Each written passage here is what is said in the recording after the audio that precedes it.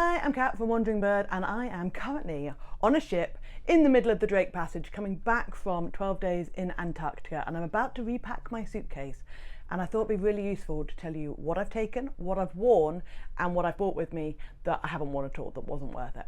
So let's go through. It is a little bit rocky, it's a little bit bumpy. The Drake Passage is not quite the Drake Shake, but it's not the Drake Lake either. It's fairly normal, to be fair. It's fairly standard for what the Drake Passage is actually like.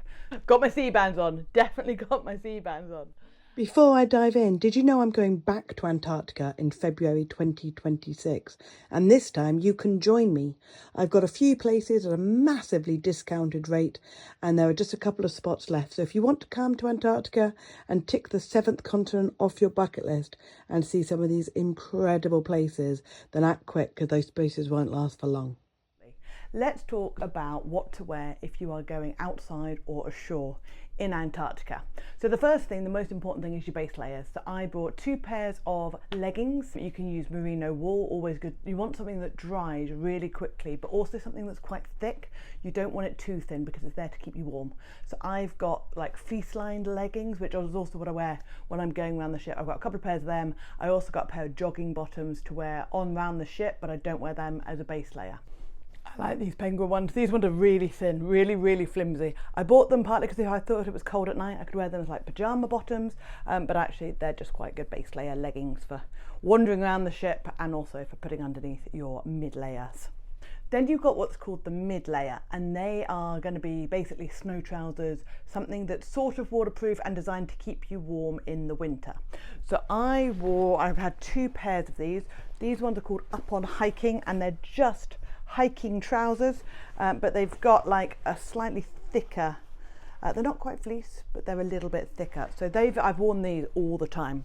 The other pair I got was for really cold days, and these are snowboarding trousers, skiing trousers, and these are really thick inside. I can't remember the make of these. I'll do a whole list of all the actual kit, but these were for the extra cold days. Most of the time I wore the other ones and I found I was more than warm enough in those.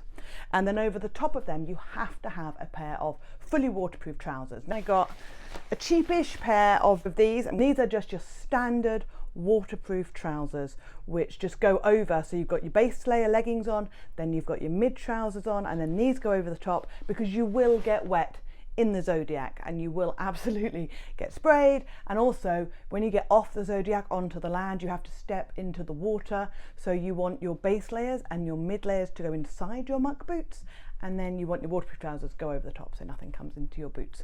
That's how they all work. So moving on to the top, it works exactly the same. So on the base layer you want to, I've got 2 of sort of these style things. Merino wool is really good because again it dries quick, doesn't smell too much if you wear it more than 1 day at once, and you will wear them more than 1 day at a time. A zip up one I got so that it's got quite a high neck. This is the other one I've got, and it zips up so you've got a bit of coverage for your neck, and I just wore them and got them washed about halfway through the journey, and that's worked really well. Mid layer I've got a down jacket, and the down jacket has been so good because I've also worn this around the ship if I want to just throw something on over a jumper or whatever, and it's been what I wore under the parka. Now with the company that we were with, Quark, they actually issued us an expedition parka in this beautiful bright yellow orange, and even if you don't like the colour, it stands out incredibly well against the blue and the white of the ice and the snow and whatever else. So fantastic for photographs. So the nice thing about this parka, apart from the fact that you don't have to buy it, you get it for free as part of your cruise, it's got 2 layers. So it's got an inner layer, like a little inner jacket, like a second down jacket, and then it's got the outside waterproof layer. Now I wore my top, so I wore one of these, and then this over the top, and then the parka over the top of that. Now on the cold days I kept the inner lining in, and if it wasn't that cold I either didn't wear this down jacket or I took this one out. You do feel a little bit like the Michelin Man after a while, you've got that many layers going on. But that was what I wore, and I wasn't cold once. Now I was here in March, so it's sort of coming to the end of the season. Sea ice is beginning to form again. It was chilly, it got down to about -1, -2 some days, but the wind factor, we had some really strong winds and they were freezing. So I was fine in those, wasn't a problem at all. So let's talk about the other things that you want when you are going outside or ashore. 2 hats, although I have to say I did bring a third hat, which caused some hilarity, and that was my penguin hat, which I got off Amazon. I'll leave the link for you, and does this. It's got a little paws that you push. And it's brilliant. We got all sorts of photos of that, and that was a lot of fun. And actually the sides keep your ears warm, and it's quite a thick hat, so it was really good. What I would suggest you do if you're going in the Zodiac is just tie it up under your chin, and that way it's not going to fly off. But I did have a novelty hat, so I had 3 hats with me on board, and they were fine. I didn't even bother washing them. They were absolutely fine. Now, one thing I did bring that was a mistake that I didn't do very well was I had a buff, which is great. You know, you put it over your head and it comes up, but mine's quite short, so it only came up to about here. And on the Zodiacs, oh, the wind chill is ridiculous. And also when we did the hilly landing, it was really windy up there.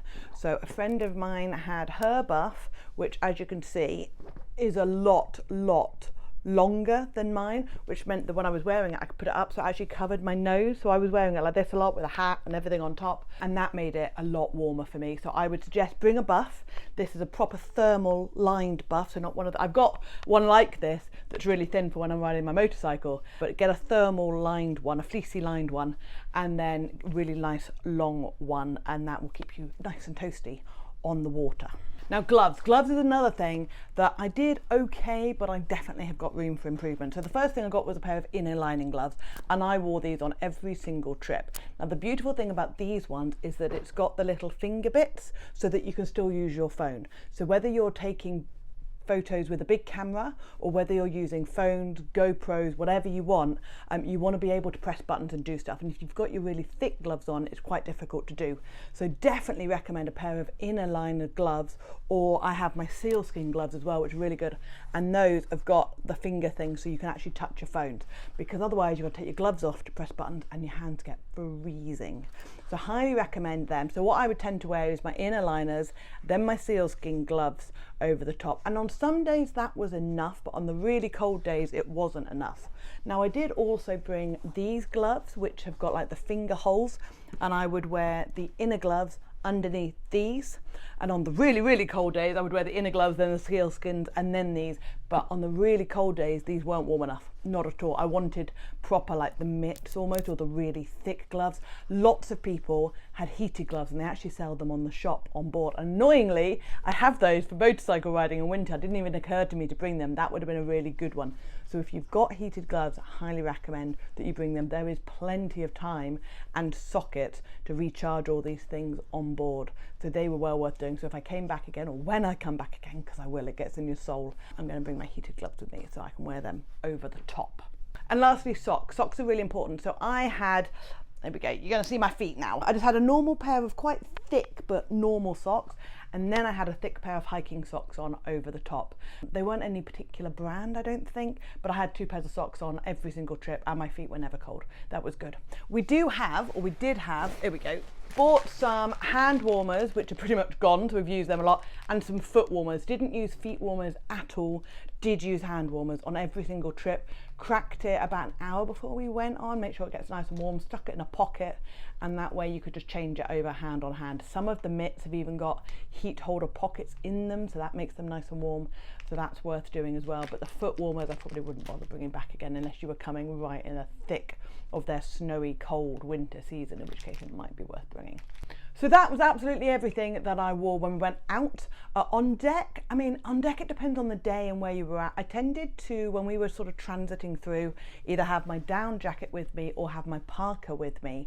If we knew that we were going to go somewhere incredible, like when we went through the Le Maire Channel, they told us in advance we were going to do that, so I had my parka with me. And if I would get up in the morning to try and watch the sunrise, not that we were very successful, it was quite cloudy the whole time we were over there, I had my parka with me all the time, and that's warm enough to just throw over, have a hat with you. I tended to wear my hat a lot, just sort of wandering around the ship, and my fur-lined boots. That was warm enough to keep you going if you wanted to pop outside and take photos. And always carry your phone with you, otherwise you'll miss some incredible sights. Ship itself, obviously it depends on which cruise and which company you go with, but the ships themselves are generally kept fairly warm. So I've got a lightweight jumper on here. I haven't got layers on, but you can put layers on underneath, and I'm just wearing a pair of leggings. Really straightforward. So here's what I had for sort of slobbing out on the boat. You can see those hangers going. So I just had a long sleeve shirt and a vest top. I've got 3 t-shirts, although I did buy a couple on board, and then I've got sort of 3 longish jumpers, and that was more than enough. If anything, I could probably have done with 1 less long jumper and 1 less t-shirt because I bought a couple on board. They also do provide a nice thick blanket for you and a spare duvet if you want it. So like I say, on board you just tended to wear a long jumper or something. Some people have like the vest down jacket over the top, and then leggings, jogging bottoms, lots of people wearing jeans. All of that stuff's absolutely fine. It's just like a normal sort of day that you might have in the UK or wherever, when it's kind of 1 to 5 degrees outside, but inside you're plenty warm enough, and the ship is kept really nicely warm. So the only shoes that I brought with me were my trainers and my fur-lined boots. That was it. And then obviously you get given the pair of muck boots when you come on board the ship. I did bring a pair of flip-flops because I spent some time in Buenos Aires and in Iguazu Falls beforehand, so I had the flip-flops for that, but you can't wear flip-flops or open-toed shoes on the ship for safety reasons, so these didn't come out at all on this trip. Other things that you might need on board, I bought my gym kit, and I did go to the gym a couple of times. So I had a pair of trainers, which I also wore to travel in rather than travelling in my furry boots. Gym kit, I just bought a pair of shorts and a vest top. They were nice and small, easy to pack into the case, so I had 2 of each of those. Another thing that I was unsure about was how much underwear to bring. Now, it was a 14-day cruise, but everybody said don't bring 14 pairs of socks and underwear and everything else. And actually that was spot on. So I brought I think I bought 5 or 6 pairs of everything. And what I did use, which I didn't bring but I borrowed off a friend, were these magic leaves. They're fantastic. So you fill the sink with warm water, put one of those in, it dissolves in like 30 seconds. It's brilliant.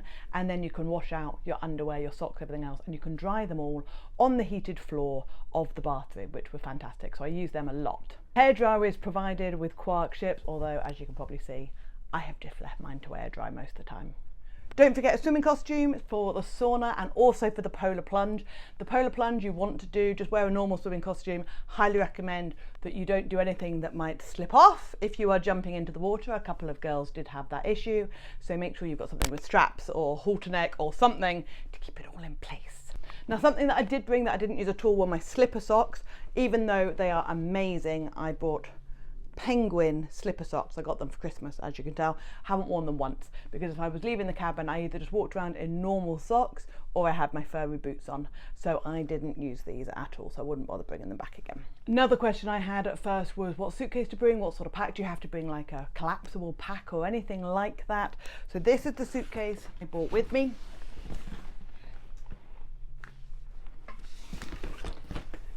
And it was just your typical suitcase, and it slides right under the bed. There's loads of space under the bed to store your suitcase and things, so you don't have to worry about that fitting into your wardrobe. Another thing that's caused me some concern was bringing a waterproof backpack.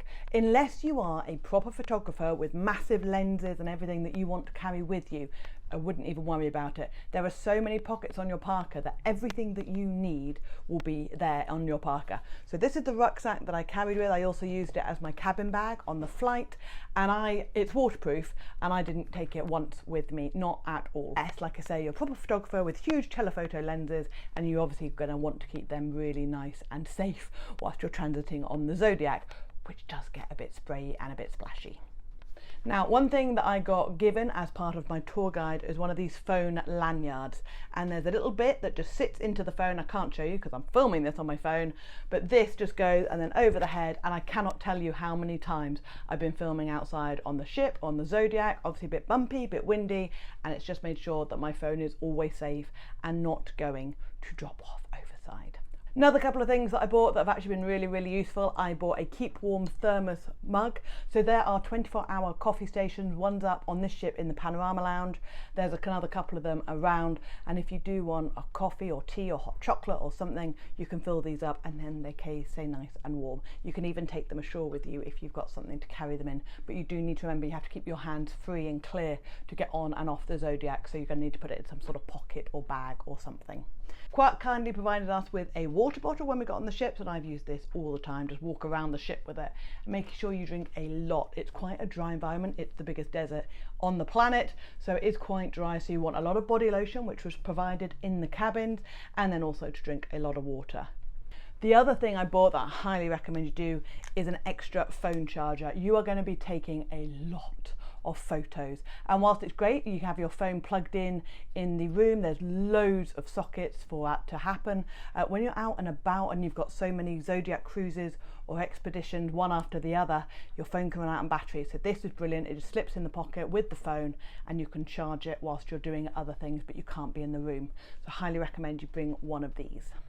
Another thing I recommend you bring is a spare hard drive or an external hard drive. This one plugs into my laptop, which I brought with me, and it meant that every day I was able to take photos off my GoPro, my Insta360, and even just transfer them from my phone via AirDrop, and it means I could store them all in here, and it just cleared up the space for everything else. So this is really important because, like I say, you're going to take a lot of photos. Of course, you're going to want sunglasses on really sunny days. Make sure they're polarized because the glare off the snow and the water and the ice and everything can be quite a lot. Like I say, we didn't have many sunny days, so I didn't use them as much as I hoped. But if you are lucky enough, can you feel that? If you are lucky enough to have a sunny day, you're definitely going to want. Of course, if you use glasses for reading or just for general sight, make sure you have spare pairs of those and spare contact lenses. A lot of people who wore contact lenses were finding they were getting salt in their eyes or bits of water in their eyes, so they were changing their contacts more frequently than they might otherwise do. So make sure you've got plenty of spares. If you're worrying about what camera equipment to bring with you to Antarctica, take whatever you enjoy using. Loads of people just had their phone. I had my iPhone 14 Pro. I also had my GoPro Hero 10 and my Insta360. I used them all for different things and got some really cool shots with all of them. The Insta360 only really worked when you're going like through the ice or when you were in really cool places, but that's quite new to me, so I'm still working out how to get the most from it. The GoPro was fantastic for everything, but especially on the Zodiac because you didn't worry about it getting splashed. And then the iPhone just had some fantastic pictures of animals and wildlife and places from the ship and all sorts of fun. So I used my phone an awful lot. Loads of people did have big cameras, telephoto lenses and all that stuff, but you also get a photo journal at the end of all the different pictures and things that were taken. So if you don't have a big camera, don't stress about it. You can still get some of the epic pictures that other people have taken and are kind enough to share. So I wouldn't spend an awful lot of money on camera gear for this trip unless you love photography and you're hoping to improve it, because there's plenty of people on board who can give you some really good advice to get you started. I hope you found that useful. If you did, a thumbs up is always very much appreciated. Feel free to check out my other videos and don't forget to look on Instagram and Facebook for more photos of Antarctica, and I hope you have an absolutely incredible time on your adventure. See you soon. Bye.